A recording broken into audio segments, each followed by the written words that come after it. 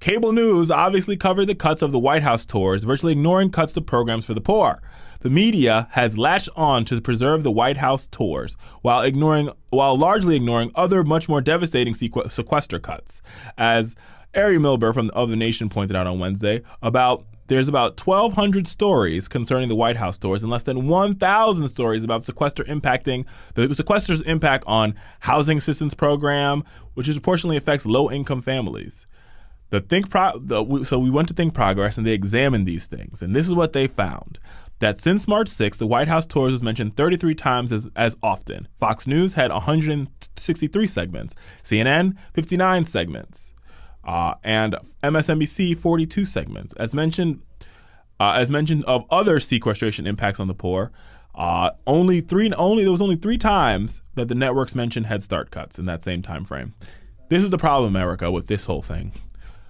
Our media likes to focus on the big shiny object, which is White House tours and fifth graders not being able to get in the White House. At the same time, as I said to you earlier on in the show, we have 70,000 children, babies that will get kicked out of Head Start programs. We have tons and tons of families that will lose their Section 8 housing. Real effects on real people, not just people being tourists in D.C.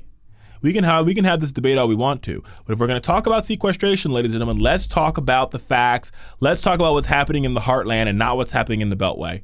It's just that simple, America. It is just that simple. We need to have a conversation about the impact that sequestration has on everyday working class families, because that's who's being hit the hardest here.